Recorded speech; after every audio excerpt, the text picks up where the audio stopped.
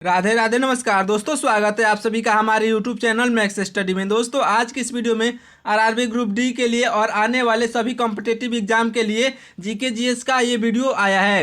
दोस्तों आपके लिए बहुत इंपॉर्टेंट होने वाला है। दोस्तों ये वीडियो अगर आप देख लेते हैं तो किसी भी कॉम्पिटिटिव एग्जाम के लिए बहुत इंपॉर्टेंट होने वाला है।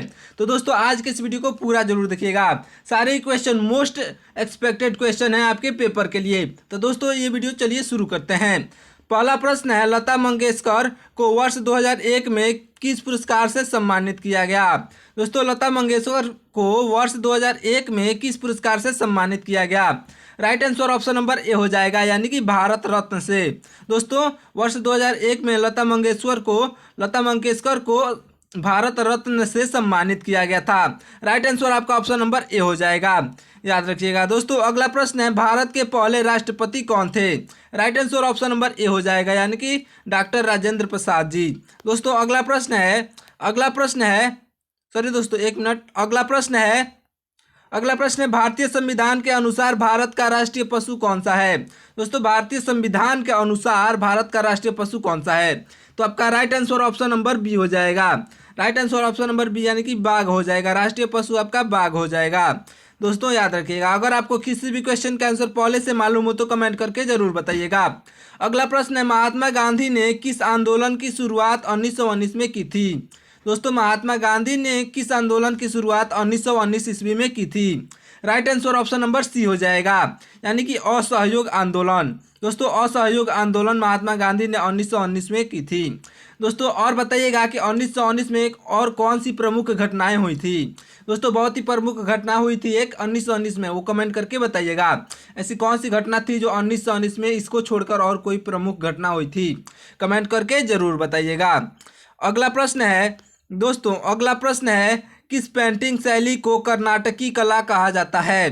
किस पेंटिंग शैली को कर्नाटकी कला कहा जाता है? Right answer option number B हो जाएगा, यानी कि तंजौर। दोस्तों तंजौर पेंटिंग शैली को कर्नाटकी कला कहा जाता है, याद रखिएगा। राइट आंसर आपका ऑप्शन नंबर बी हो जाएगा। अगला प्रश्न है, ओलंपिक खेलों में सबसे अधिक पदक किस खेल में मिलता है? दोस्तों ओलंपिक खेलों में सबसे अधिक पदक किस खेलों में मिलता है? Right answer option number B हो जाएगा, यानी कि एथलेटिक्स में। दोस्तों ओलंपिक खेलों में सबसे अधिक पदक एथलेटिक्स में मिलता है। दोस्तों ये याद रखिएगा, ओलंपिक से संबंधित प्रश्न आपके पेपर में आते हैं। तो दोस्तों ये क्वेश्चन को बहुत ही इंपॉर्टेंट मान के याद करिएगा दोस्तों, और नोट भी कर लीजिएगा क्योंकि आप बाद में भूल भी सकते हैं, तो अच्छे से नोट कर लीजिएगा। अगला प्रश्न है, भारत का सबसे बड़ा राज्य कौन सा है? दोस्तों भारत का सबसे बड़ा राज्य कौन सा है? Right answer option number D हो जाएगा, राजस्थान जो है आपका राइट आंसर हो जाएगा। दोस्तों याद रखिएगा, भारत का सबसे बड़ा राज्य जो है राजस्थान है। अगला प्रश्न है, भारत में सबसे पहली महिला प्रधानमंत्री कौन बनी थी? दोस्तों भारत में सबसे पहली महिला प्रधानमंत्री कौन थी? तो आपका right answer option number A हो जाएगा, यानी कि इंदिरा गांधी आपके राइट आंसर हो जाएंगी। दोस्तों भारत की सबसे पहली महिला प्रधानमंत्री जो है इंदिरा गांधी है। अगला प्रश्न है, किस देश ने सबसे पहले परमाणु बम का परीक्षण किया था? दोस्तों किस देश ने सबसे पहले परमाणु बम का परीक्षण किया था? तो आपका right answer option number A हो जाएगा। दोस्तों अमेरिका ने परमाणु बम का सबसे पहले निरीक्षण किया था। अगला प्रश्न है, महाभारत के लेखक कौन है? दोस्तों महाभारत एक काव्य है, काव्य नहीं एक जो भी है, उसके लेखक कौन है? दोस्तों महाभारत के लेखक कौन है? तो आपका राइट आंसर हो जाएगा ऑप्शन नंबर बी, यानी कि वेद व्यास जी हैं। दोस्तों वेद व्यास जी महाभारत के लेखक हैं। दोस्तों याद रखिएगा, वेद व्यास जी आपके राइट आंसर हो जाएंगे। कमेंट करके बताइएगा कि महाभारत क्या है। दोस्तों एक काव्य है या फिर एक साहित्यिक इतिहास है या फिर क्या है? दोस्तों कमेंट करके जरूर बताइएगा।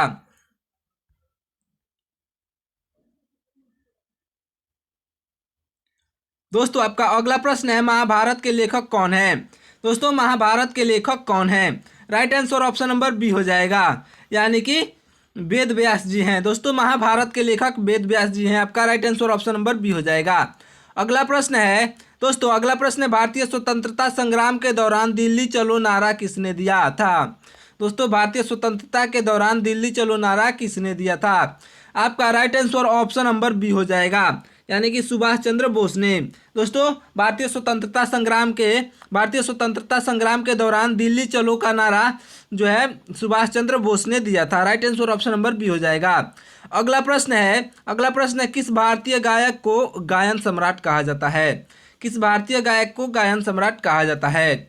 तो आपका राइट आंसर जो है ऑप्शन नंबर सी हो जाएगा, यानी कि पंडित भीमसेन जोशी। दोस्तों पंडित भीमसेन जोशी को जो है भारत का गायन सम्राट कहा जाता है। दोस्तों याद रखिएगा।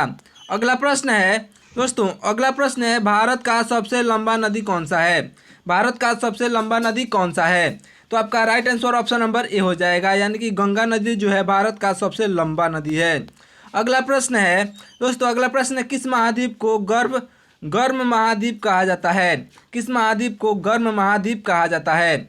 तो आपका right answer option number A हो जाएगा, यानी कि अफ्रीका को गर्म महाद्वीप कहा जाता है। राइट आंसर आपका ऑप्शन नंबर ए हो जाएगा।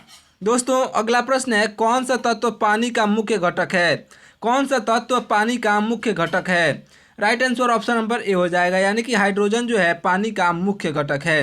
दोस्तों पानी का सूत्र होता है H2O, याद रखिएगा। अगला प्रश्न है भारत में किस दिन गणतंत्र दिवस मनाया जाता है? भारत में किस दिन गणतंत्र दिवस मनाया जाता है?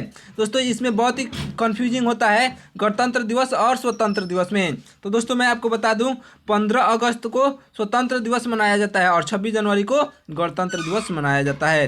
तो आपका right answer option number B हो जाएगा, यानी कि 26 जनवरी आपका राइट आंसर हो जाएगा। अगला प्रश्न है किस भारतीय खिलाड़ी ने क्रिकेट में सबसे अधिक रन बनाए थे? दोस्तों किस भारतीय खिलाड़ी ने क्रिकेट में सबसे अधिक रन बनाए हैं? तो आपका right answer option number A हो जाएगा, यानी कि सचिन तेंदुलकर ने। दोस्तों आपका राइट आंसर जो है ऑप्शन नंबर ए हो जाएगा, सचिन तेंदुलकर आपके राइट आंसर हो जाएंगे। अगला प्रश्न है किस देश की मुद्रा एन है? किस देश की मुद्रा एन है? दोस्तों एन एक देश की मुद्रा, यानी कि पैसे का एक मापन कह सकते हैं। दोस्तों किस देश की मुद्रा एन है? तो आपका राइट आंसर हो जाएगा ऑप्शन नंबर सी, यानी कि जापान की मुद्रा जो है एन है। दोस्तों जापान में पैसा एन में चलता है। अगला प्रश्न है किसने सर्वोच्च न्यायालय की स्थापना की थी? किसने सर्वोच्च न्यायालय की स्थापना की थी? Right answer option number A हो जाएगा, संविधान सभा ने। दोस्तों संविधान सभा ने जो है सर्वोच्च न्यायालय का स्थापना किया था दोस्तों संविधान सभा ने। अगला प्रश्न है कुतुब मीनार किस शहर में स्थित है? दोस्तों कुतुब मीनार किस शहर में स्थित है? Right answer option number B हो जाएगा, कुतुब मीनार दिल्ली में है। दोस्तों कुतुब मीनार दिल्ली में स्थित है। अगला प्रश्न है भारत का राष्ट्रीय पक्षी कौन सा है? भारत का राष्ट्रीय पक्षी कौन सा है? Right answer option number A हो जाएगा, मोर जो है भारत का राष्ट्रीय पक्षी है, याद रखिएगा। दोस्तों आपका अगला प्रश्न है किस महाकवि ने रामायण की रचना की? किस महाकवि ने रामायण की रचना की? तो आपका राइट आंसर हो जाएगा ऑप्शन नंबर बी, यानी कि वाल्मीकि जी ने रामायण की रचना की है, याद रखिएगा। वाल्मीकि जी ने रामायण की रचना की है। दोस्तों सारे क्वेश्चन बहुत इंपॉर्टेंट हैं, तो इसलिए वीडियो को पूरा जरूर देखिएगा और वीडियो को लाइक करना ना भूलिएगा। दोस्तों अगला प्रश्न है भारतीय संविधान में कितने अनुच्छेद हैं? भारतीय संविधान में कितने अनुच्छेद हैं? तो right answer option number A हो जाएगा, यानी कि 395 अनुच्छेद हैं। अगला प्रश्न है दोस्तों पंचायती राज प्रणाली की शुरुआत कब हुई थी? पंचायती राज प्रणाली की शुरुआत कब हुई थी? तो आपका राइट आंसर हो जाएगा ऑप्शन नंबर बी, यानी कि 1959 में। दोस्तों पंचायती राज प्रणाली की जो शुरुआत हुई थी 1959 में हुई थी, याद रखिएगा। दोस्तों आपका अगला प्रश्न है किस पर्वत श्रृंखला को हिमालय कहा जाता है? किस पर्वत श्रृंखला को हिमालय कहा जाता है? राइट आंसर हो जाएगा ऑप्शन नंबर ए, यानी कि कर्क रेखा को। दोस्तों कर्क रेखा को पर्वत श्रृंखला कहा जाता है। दोस्तों याद रखिएगा, right answer option number A हो जाएगा, आपका right answer option number A हो जाएगा। अगला प्रश्न है भारत का सबसे बड़ा शहर कौन सा है? भारत का सबसे बड़ा शहर कौन सा है? तो आपका right answer option number B होगा, यानी कि मुंबई जो है भारत का सबसे बड़ा शहर है। दोस्तों याद रखिएगा, मुंबई जो है भारत का सबसे बड़ा शहर है। आपका right answer option number B हो जाएगा। अगला अगला प्रश्न है भारतीय राष्ट्रीय कांग्रेस की स्थापना कब हुई थी। दोस्तों ये क्वेश्चन आपके लिए बहुत इंपॉर्टेंट होने वाला है, क्योंकि ये क्वेश्चन आपके पेपर में बार बार पूछा जा सकता है और बार बार पूछा जा रहा है। आने वाले पेपर में भी ये क्वेश्चन पूछा जा सकता है। तो दोस्तों अगर आप किसी भी सरकारी एग्जाम की तैयारी कर रहे हो, कॉम्पिटिटिव एग्जाम की तैयारी कर रहे हो, तो आप हमारे वीडियो को पूरा जरूर देखिएगा और सारे क्वेश्चन को अच्छे से नोट कीजिएगा, क्योंकि सारे क्वेश्चन बहुत इंपॉर्टेंट होने वाले हैं। दोस्तों आपका right answer option number A हो जाएगा, यानी कि 1885 में भारतीय राष्ट्रीय कांग्रेस की स्थापना हुई थी। राइट आंसर आपका ऑप्शन नंबर ए हो जाएगा। दोस्तों अगला प्रश्न है, नमक सत्याग्रह का नेतृत्व किसने किया था। नमक सत्याग्रह का नेतृत्व किसने किया था। तो आपका राइट आंसर हो जाएगा ऑप्शन नंबर ए, यानी कि महात्मा गांधी ने। दोस्तों नमक सत्याग्रह का नेतृत्व जो है महात्मा गांधी ने किया था। राइट आंसर आपका ऑप्शन नंबर ए हो जाएगा, महात्मा गांधी आपके राइट आंसर हो जाएंगे। दोस्तों अगला प्रश्न है, भारत का राष्ट्रीय खेल कौन सा है। भारत का राष्ट्रीय खेल कौन सा है। Right answer option number B हो जाएगा, यानी कि हॉकी जो है भारत का राष्ट्रीय खेल है, हमें बचपन से ही मालूम होता है। अगला प्रश्न है, किस उपन्यास ने गुणडन लिखा है। किस उपन्यासकार ने गुणडन लिखा है। दोस्तों ये क्वेश्चन कर रहा है किस उपन्यासकार ने गुणडन लिखा है।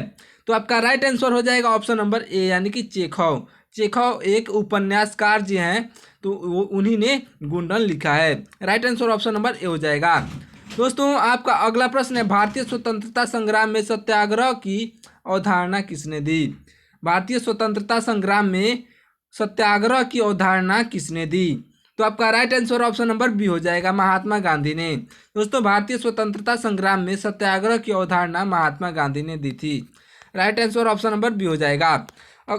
अगर आपको किसी भी क्वेश्चन का आंसर पहले से मालूम हो तो कमेंट करके जरूर बताइएगा।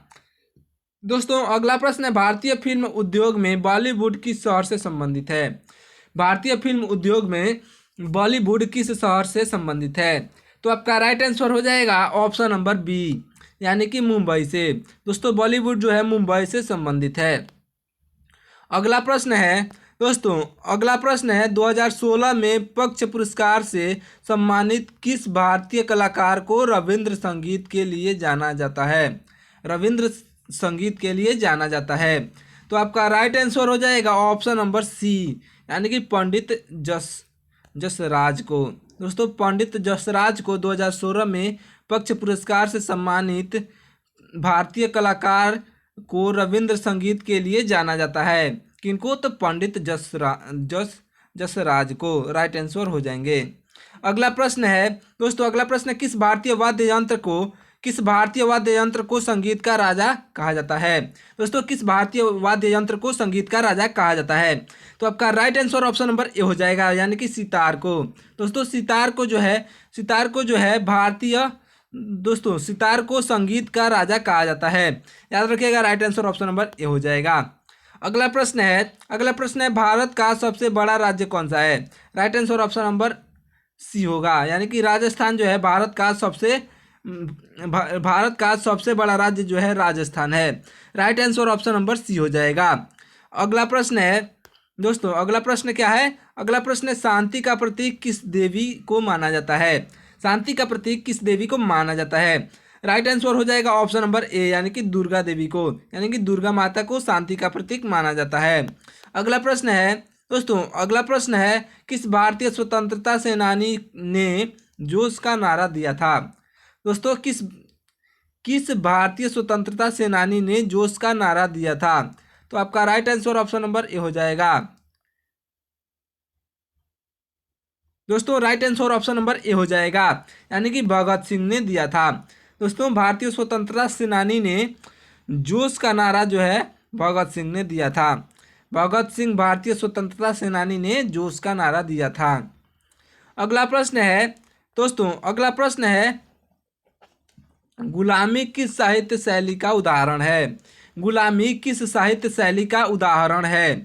तो आपका राइट आंसर हो जाएगा ऑप्शन नंबर बी, यानी कि उपन्यास। दोस्तों उपन्यास का उदाहरण है गुलामी। दोस्तों याद रखिएगा, गुलामी जो है उपन्यास का उदाहरण है। Right answer option number B हो जाएगा। अगला प्रश्न है, दोस्तों अगला प्रश्न है, किस नृत्य शैली को नृत्य नाटिका कहते हैं। दोस्तों किस नृत्य शैली को नृत्य नाटिका कहते हैं। तो आपका right answer option number A हो जाएगा, यानी कि कथक को। दोस्तों कथक नृत्य शैली को नृत्य नाटिका कहते हैं। आपका right answer option number A हो जाएगा।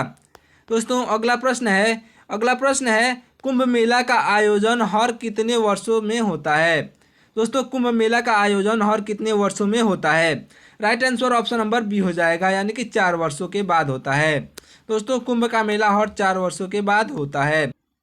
दोस्तों अगला प्रश्न है किस महाकवि ने अमीर खुसरो के नाम से प्रसिद्धि पाई। दोस्तों किस महाकवि ने अमीर खुसरो के नाम से प्रसिद्धि पाई। तो आपका राइट आंसर हो जाएगा ऑप्शन नंबर डी, यानी कि चिश्ती ने। दोस्तों चिश्ती ने अमीर खुसरो के नाम से प्रसिद्धि पाई है। दोस्तों चिश्ती को हम अमीर खुसरो के नाम से जानते हैं। तो यहाँ पे आपका right answer option number D होगा। अगला प्रश्न है दोस्तों अगला प्रश्न है भारत का सबसे छोटा राज्य कौन सा है। भारत का सबसे छोटा राज्य कौन सा है। तो आपका राइट आंसर हो जाएगा ऑप्शन नंबर ए, यानी कि गोवा। गोवा जो है भारत का सबसे छोटा राज्य है। अगला प्रश्न है किस भारतीय नेता को बाबा साहब के नाम से जाना जाता है। Right answer option number A होगा, यानी कि भीमराव अंबेडकर को। दोस्तों भीमराव अंबेडकर जी को बाबा साहब के नाम से भी जाना जाता है। अगला प्रश्न है किस भारतीय उपग्रह को सबसे पहले भेजा गया था। किस भारतीय उपग्रह को सबसे पहले भेजा गया था। तो आपका right answer option number A हो जाएगा, यानी कि आर्यभट्ट को अब सबसे पहले भेजा गया था। दोस्तों आर्यभट्ट को जो है सबसे पहले भेजा गया था। अगला प्रश्न है मौसम का अध्ययन किस विज्ञान में किया जाता है। Right answer option number C होगा, यानी कि मौसम विज्ञान में। दोस्तों मौसम का अध्ययन मौसम विज्ञान में किया जाता है। अगला प्रश्न है भारत का सबसे बड़ा महासागर कौन सा है। दोस्तों क्या है प्रश्न, अगला प्रश्न है भारत का सबसे बड़ा महासागर कौन सा है। दोस्तों ये क्वेश्चन भी बहुत इंपॉर्टेंट होने वाला है। दोस्तों आपके एग्जाम की दृष्टि से बहुत ही इंपॉर्टेंट होने वाला है। तो दोस्तों वीडियो को पूरा जरूर देखिएगा और सारे क्वेश्चन बहुत इंपॉर्टेंट हैं। तो दोस्तों आप अपने कॉपी में नोट कर लीजिएगा। दोस्तों एमसीक्यू के साथ नहीं तो केवल राइट आंसर के साथ ही आप नोट जरूर करिएगा।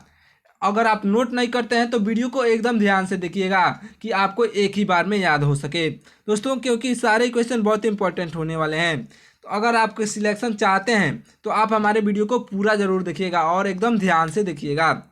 राइट आंसर हो जाएगा दोस्तों भारत का सबसे बड़ा महासागर जो है हिंद महासागर है। आपका right answer option number C हो जाएगा। दोस्तों याद रखिएगा। अगला प्रश्न है कला का सबसे बड़ा पुरस्कार कौन सा है। कला का सबसे बड़ा पुरस्कार कौन सा है। तो आपका राइट आंसर हो जाएगा ऑप्शन नंबर ए, यानी कि ऑस्कर पुरस्कार। दोस्तों ऑस्कर पुरस्कार कला का सबसे बड़ा पुरस्कार होता है। Right answer option number A हो जाएगा, यानी कि ऑस्कर पुरस्कार।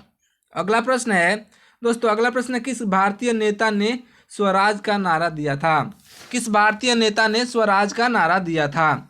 तो आपका राइट आंसर हो जाएगा ऑप्शन नंबर सी, यानी कि बाल गंगाधर तिलक ने। दोस्तों बाल गंगाधर तिलक भारतीय नेता ने स्वराज का नारा दिया था। Right answer option number C हो जाएगा। अगला प्रश्न है आधुनिक भारत के निर्माता किसे कहा जाता है। आधुनिक भारत के निर्माता किसे कहा जाता है। तो आपका राइट आंसर हो जाएगा दोस्तों right answer option number B हो जाएगा, यानी कि पंडित नेहरू को। दोस्तों आपका right answer option number B हो जाएगा। अगला प्रश्न है संगीत नाटक अकादमी पुरस्कार किस क्षेत्र में दिया जाता है। दोस्तों संगीत नाटक अकादमी पुरस्कार किस क्षेत्र में दिया जाता है। तो आपका राइट आंसर हो जाएगा ऑप्शन नंबर सी, यानी कि संगीत के क्षेत्र में। दोस्तों संगीत के क्षेत्र में जो है संगीत नाटक अकादमी पुरस्कार दिया जाता है। आपका राइट आंसर हो जाएगा ऑप्शन नंबर सी, यानी कि संगीत। राइट आंसर हो जाएगा। दोस्तों सारे क्वेश्चन बहुत इंपॉर्टेंट है, मैंने पहले भी बताया, तो वीडियो को पूरा जरूर देखिएगा। अगला प्रश्न है गरबा किस प्रमुख त्योहार से संबंधित है। दोस्तों गरबा जो है किस प्रमुख त्योहार से संबंधित है। Right answer option number D हो जाएगा, यानी कि नवरात्रि से। दोस्तों गरबा जो है नवरात्रि से संबंधित है, यानी कि आपका right answer option number D हो जाएगा। जब हमारे यहाँ नवरात्रि पड़ती है तब जो है गरबा भी पड़ता है। Right answer option number D हो जाएगा। अगला प्रश्न है किस भारतीय नेता को खुदा का कसम कहा जाता है। किस भारतीय नेता को खुदा का कसम कहा जाता है। Right answer option number C हो जाएगा, यानी कि भगत सिंह को। दोस्तों भगत सिंह को जो है खुदा का कसम कहा जाता है। अगला प्रश्न है स्वाधीनता संग्राम का सबसे बड़ा आंदोलन कौन सा था? स्वाधीनता संग्राम का सबसे बड़ा आंदोलन कौन सा था? तो आपका right answer option number B होगा, यानी कि सविनय अवज्ञा आंदोलन जो है स्वाधीनता संग्राम का सबसे बड़ा आंदोलन था। याद रखिएगा, स्वाधीनता संग्राम का सबसे बड़ा आंदोलन जो है सविनय अवज्ञा आंदोलन था, यानी कि आपका right answer option number B हो जाएगा। दोस्तों याद रखिएगा। अगला प्रश्न आधुनिक भारत की मातृभूमि किसे कहा जाता है? दोस्तों आधुनिक भारत की मातृभूमि किसे कहा जाता है? तो आपका राइट आंसर जो है ऑप्शन नंबर ए हो जाएगा, यानी कि बंगाल को। दोस्तों बंगाल को जो है आधुनिक भारत की मातृभूमि कहा जाता है, बंगाल को, याद रखिएगा। अगला प्रश्न किस भारतीय महिला को नारी शक्ति पुरस्कार से सम्मानित किया गया? किस भारतीय महिला को नारी शक्ति पुरस्कार से सम्मानित किया गया है? तो आपका right answer option number D हो जाएगा, यानी कि कल्पना चावला। दोस्तों कल्पना चावला को भारतीय महिला को नारी शक्ति पुरस्कार से सम्मानित किया गया है। कल्पना चावला को नारी शक्ति से पुरस्कारित किया गया है। अगला प्रश्न है किस नेता ने दिल्ली चलो का नारा दिया था? दोस्तों किस नेता ने दिल्ली चलो का नारा दिया था? तो आपका right answer option number B हो जाएगा, यानी कि सुभाष चंद्र बोस ने। दोस्तों सुभाष चंद्र बोस ने दिल्ली चलो का नारा दिया था। अगला प्रश्न है शांति का प्रतीक क्या है? शांति का प्रतीक क्या है? Right answer option number A हो जाएगा, यानी कि शांति कबूतर। दोस्तों शांति कबूतर जो है शांति का प्रतीक होता है। दोस्तों ये क्वेश्चन भी बार बार पूछा जाता है आपके पेपर में, तो आपका right answer option number A हो जाएगा। अगला प्रश्न है किस भारतीय फिल्म को ऑस्कर पुरस्कार मिला है? किस भारतीय फिल्म को ऑस्कर पुरस्कार मिला है? Right answer option number C हो जाएगा, यानी कि लगान एक भारतीय फिल्म है। दोस्तों भारतीय फिल्म है जो ऑस्कर पुरस्कार उसको मिला है, लगान को, याद रखिएगा। अगला प्रश्न है गुरु नानक का जन्म किस स्थान पर हुआ था? दोस्तों गुरु नानक का जन्म किस स्थान पर हुआ था? Right answer option number C हो जाएगा, यानी कि ननकाना साहिबा एक जगह का नाम है, वहीं पर गुरु नानक जी का जन्म हुआ था, यानी कि आपका right answer option number C होगा। दोस्तों लास्ट प्रश्न है आपका बाबा रामदेव किस क्षेत्र में प्रसिद्ध हैं? दोस्तों बाबा रामदेव किस क्षेत्र में प्रसिद्ध हैं? संगीत में, योग में, लेखक में या फिर विज्ञान में?